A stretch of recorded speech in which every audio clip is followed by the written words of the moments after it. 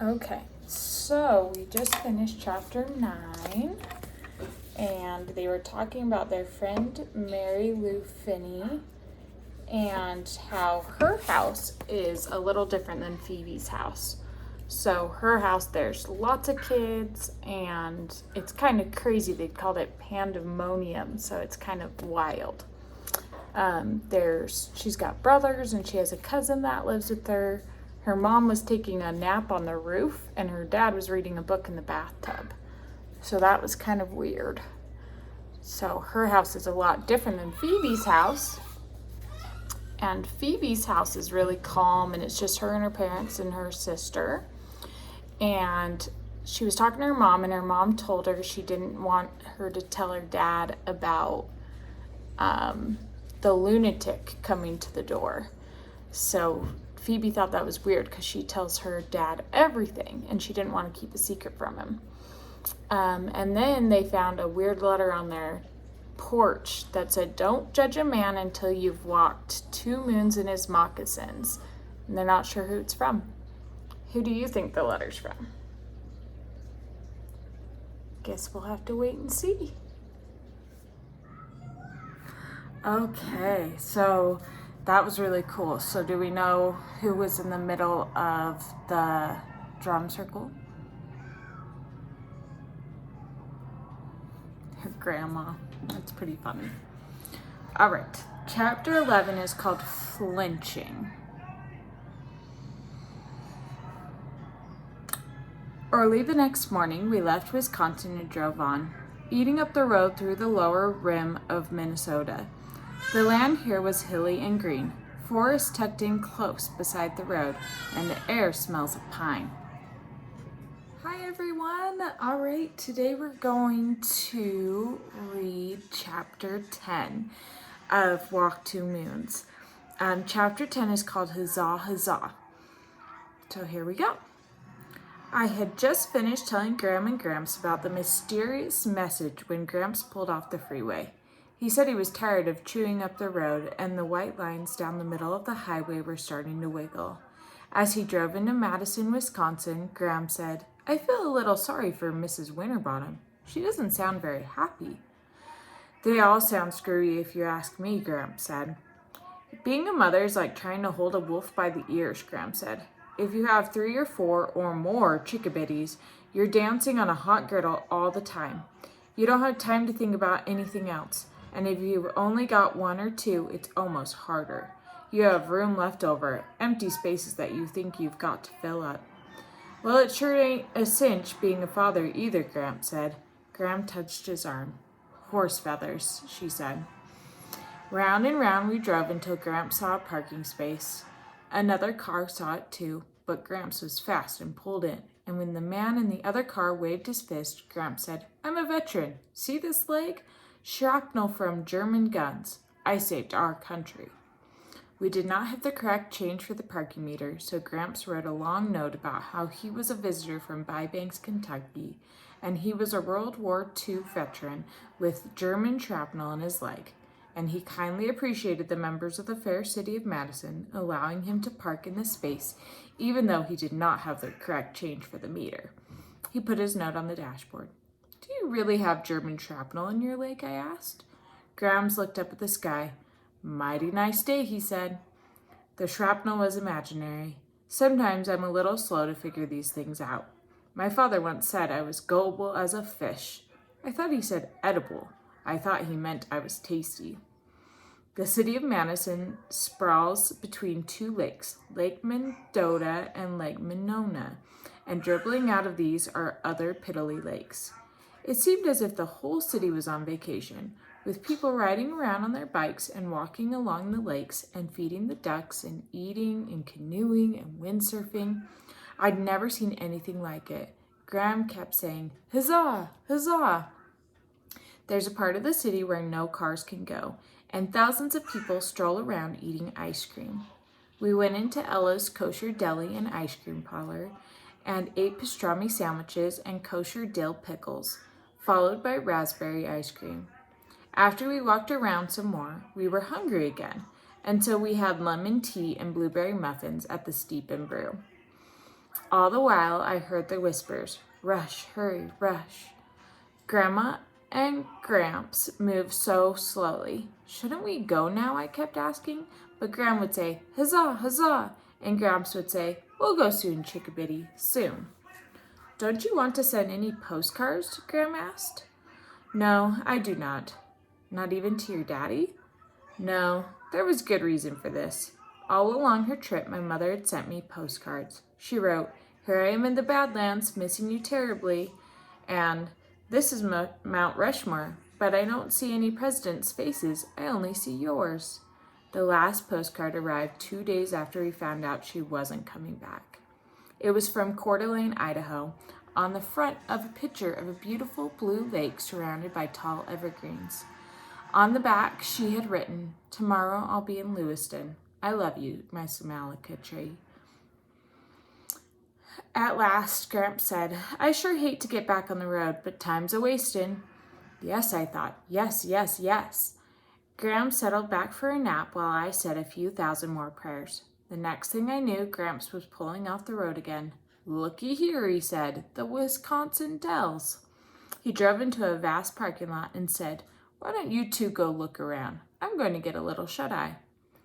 Graham and I poked our noses into an old fort and then sat on the grass watching a group of Native Americans dance and beat drums.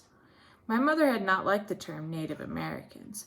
She thought it sounded primitive and stiff. She said my great-grandmother was a Seneca Indian, and I'm proud of it. She wasn't a Seneca Native American. Indian sounds much more brave and elegant. In school, our teacher told us we had to say Native American, but I agreed with my mother. Indian sounded much better. My mother and I liked this Indianness in our background. She said it made us appreciate the gifts of nature. It made us closer to the land.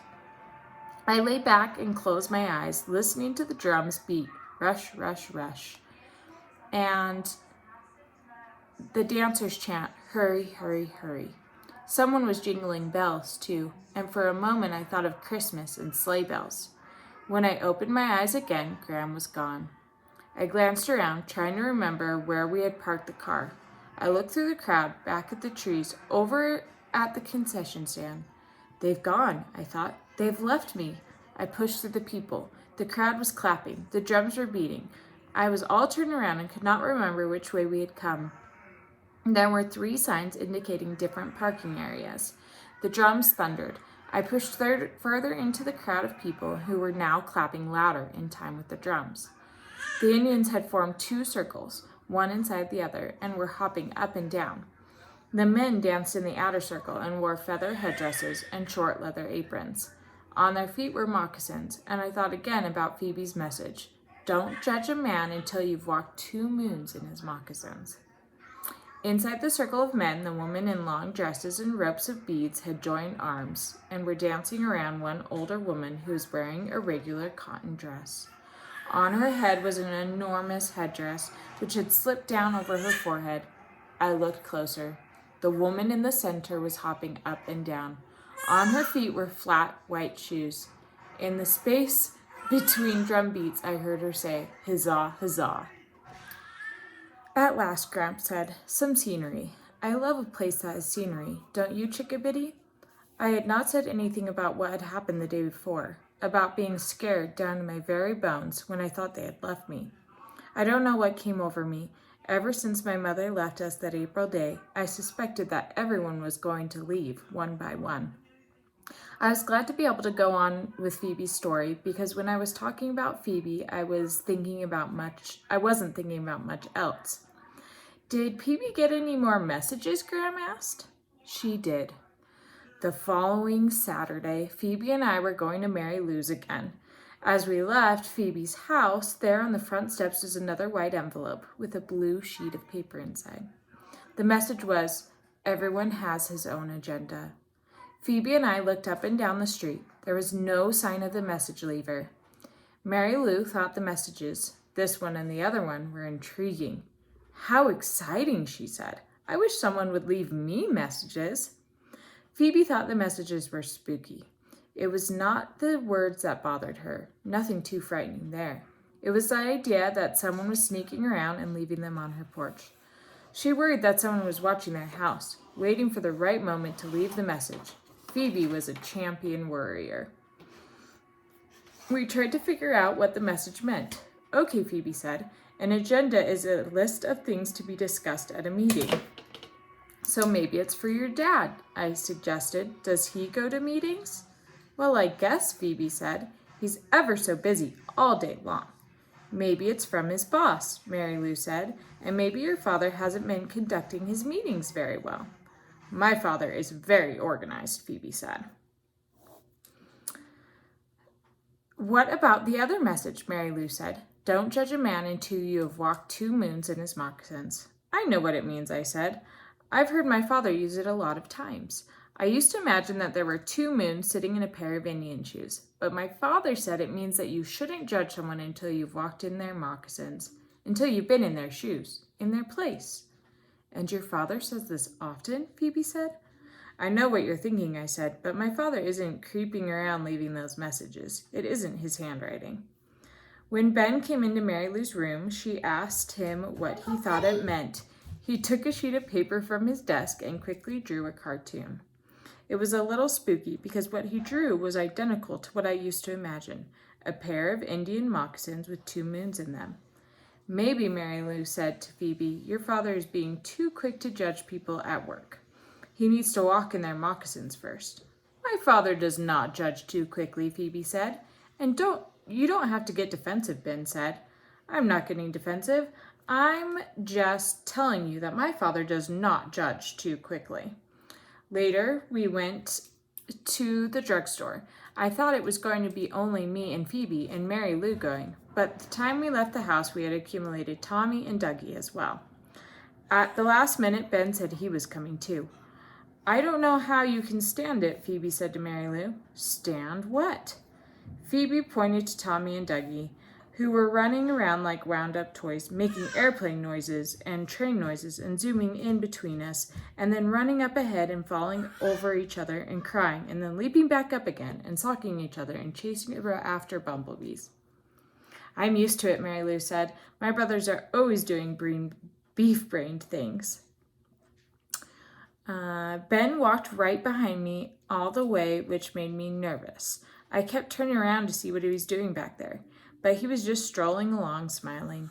Tommy bashed into me, and when I started to fall backward, Ben caught me. He put his arms around my waist and held on to me, even after it was obvious that I was not going to fall. I could smell that funny grapefruit smell again and feel his face pressed up against my hair. Let go, I said, but he didn't let go. I had an odd sensation, as if a little creature was crawling up my spine.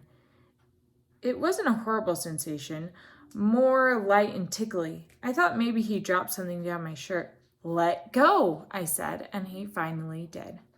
It was at the drugstore that I got a little scared. Maybe I'd been listening to Phoebe's tales of lunatics and axe murderers too much.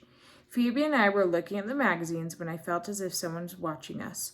I looked over to where Ben was standing, but he and Mary Lou were busy rummaging around in the chocolate bars. The feeling did not go away.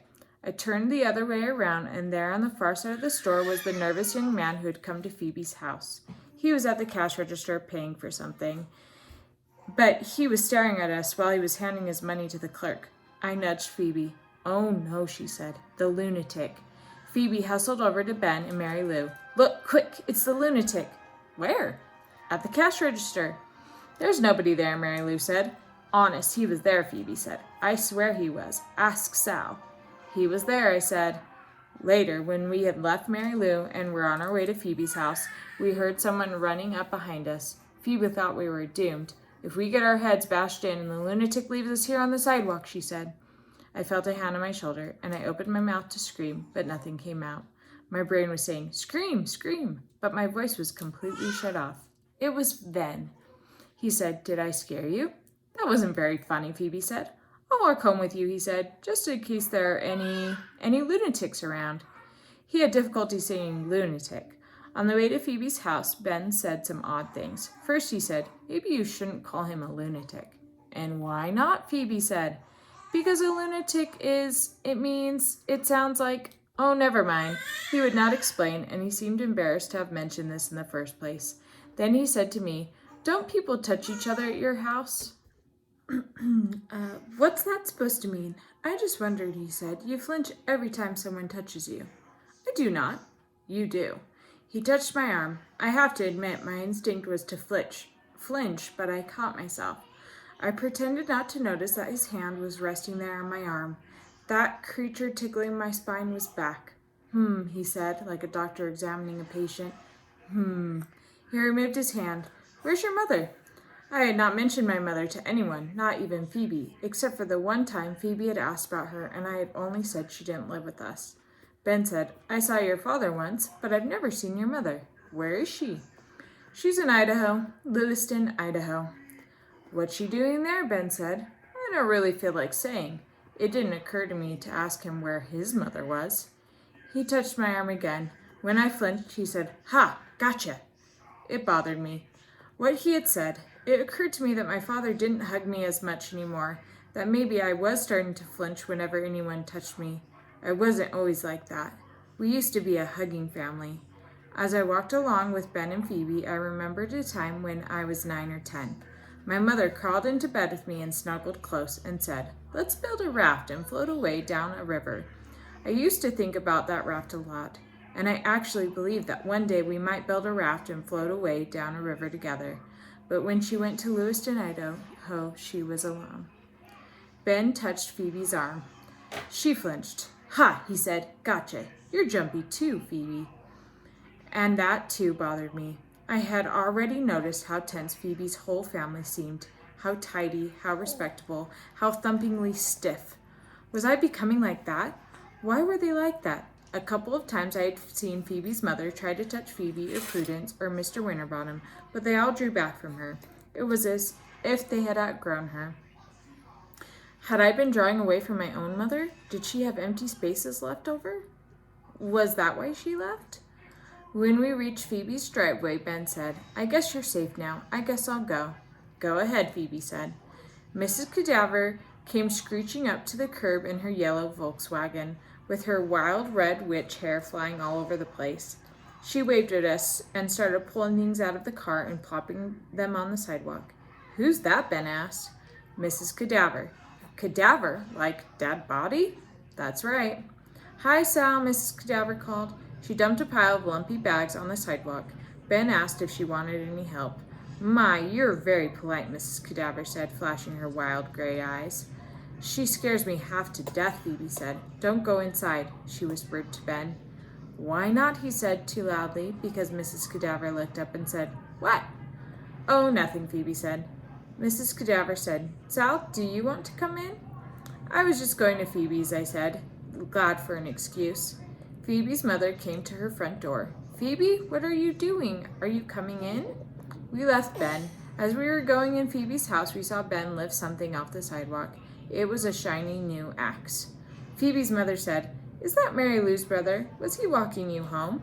Where's Mary Lou? I hate it when you ask me 3 questions in a row, Phoebe said. Through the window, we could see Ben lugging the axe up the front steps of Mrs. Cadaver's house. Phoebe called out, Don't go in! But when Mrs. Cadaver held the front door open, Ben disappeared inside. Phoebe, what are you doing? Her mother asked. Then Phoebe pulled the envelope out of her pocket, the envelope containing the newest message. I found this outside, Phoebe said. Mrs. Winterbottom opened the envelope carefully, as if it might contain a miniature bomb. Oh, sweetie, she said, who's it from? Who's it for? What does it mean? Phoebe explained what an agenda was. I know what an agenda is, Phoebe. I don't like this at all. I want to know who is sending these. I was waiting for Phoebe to tell her about seeing the nervous young man at the drugstore, but Phoebe didn't mention it.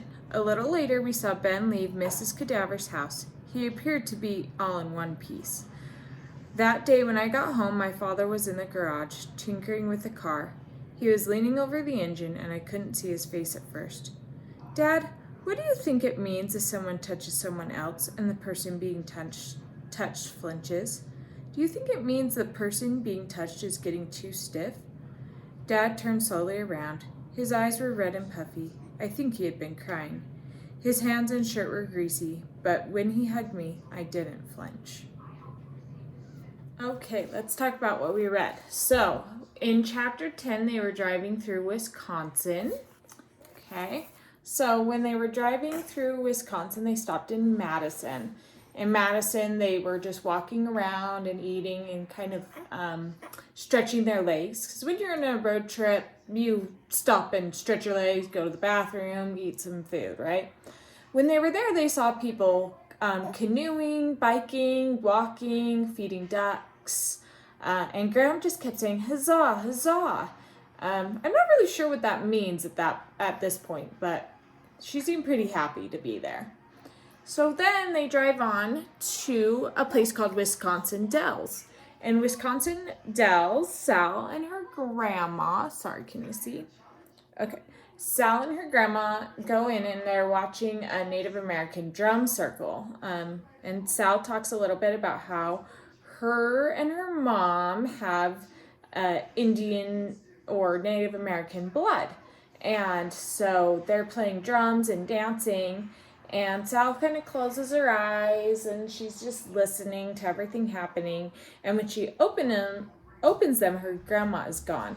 And she panics that her grandma is gone because she thinks her grandma and grandpa have left her. When she turns around and looks back at the drum circle, she sees someone in the middle of the drum circle with a big headdress on, and they're yelling, huzzah, huzzah. And we figured out that that was her grandma in the middle of the drum circle. That's pretty cool. So then they keep driving, and when they start driving again, Sal starts to tell another story. So that's chapter 11. She's telling another story about Phoebe. So in the next story, Phoebe's family gets another letter on their porch. And Phoebe's family's letter says everyone has his own agenda. Okay, and then they go to the drugstore, which is just kind of like a gas station where you can buy treats, and they go with Ben and they go with Mary Lou and their other siblings. And Sal and Phoebe see the lunatic or the young man who came to Phoebe's house at the cash register. So they get kind of nervous, and then Ben walks them home back to Phoebe's house, and he helps Mrs. Cadaver carry an axe into her house. So that's kind of where we left. They said he looked good. She went home and talked to her dad about the fact that she flinches when people touches her because she just kind of feels nervous that she's getting too stiff like Phoebe is.